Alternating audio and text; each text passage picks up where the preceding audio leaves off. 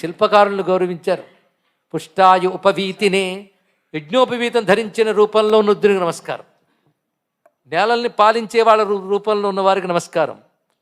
వాణిజానాం పతయే నమః, వ్యాపారవేత్తలకు ప్రభు అయిన రుద్రుడికి నమస్కారం. పంటలు పండించే రుద్రుడికి నమస్కారం. యుద్ధాలు చేసే రుద్రునికి నమస్కారం.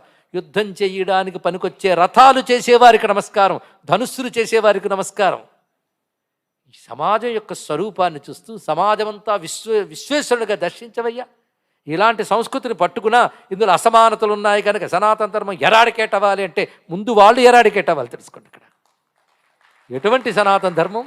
కమ్మరి కొలిమి అయినా కుమ్మరి చక్రమైన శివుని శక్తి అని చెప్పినటువంటి ఆ వేద శబ్దం ఎంత గొప్పది. ఒక విప్లవికి అంటాడు, కమ్మరి కొలిమి కుమ్మరి చక్రం సాలెల మగ్గం జాలరి పగ్గం గొడ్డలి గుణపం కొడవలి నాగలి సహస్ర వృత్తుల సమస్త చిహ్నాల్ నా వినుతించే నా విరచించే నా విరుతించే నవీన గీతికి భావం భాగ్యం భాష్యం ప్రణవం అన్నాడు.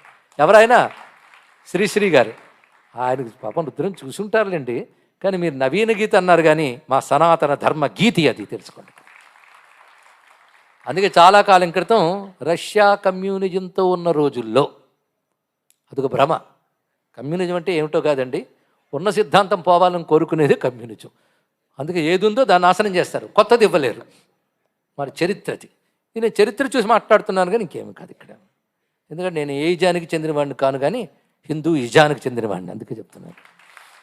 అది పొదువుకుంది ఈ భావాన్ని. ఒక కమ్యూనిస్ట్ నిజం నేర్చుకోవడానికి రష్యా బొరగొన్న రోజుల్లో ఒక పండితుడి దగ్గరికి వెళ్ళేట్టు, భారతదేశం నుంచి ఒక ఆయన. బాగా నేర్చుకోవాలనుకుంటున్నా అండి సమసమాజం గురించి వాటి గురించి. అంటే నువ్వు ఎక్కడి నుంచి వచ్చావన్నాడు. ఇండియా నుంచి. రుద్రం అని ఒకటి ఉంది, ఎప్పుడు చూసావా అన్నట్ట. లేదండి, అది చూడు కమ్యూనిజం ఏంటో అంటే అర్థమవుతుందండి. జరిగిన కానుక చరిత్ర ఎంత గొప్పగా చూపించాను ఇక్కడ. కనుకనే అగ్గిపుల్ల కుక్కపిల్ల సబ్బుపిల్ల హీనంగా చూడక దేన్ని కవితామయమైనోయి అన్నారు మళ్ళీ ఆ మాశ్రీశ్రీ గారే. కొంచెం మారుద్దాం, హీనంగా చూడక దేన్ని ఈశ్వరమయమేనోయి అన్నీ. అది గొప్ప రహస్యమైనటువంటి విజ్ఞానం. ఈశావాస్యమిదం సర్వం యత్కించి జగత్యాన్ జగత్. ఈశావాస్యమిదం సర్వం అంతా ఈశ్వరమయమే. ఈశ్వరుడు తప్ప మరొకట్లేదు.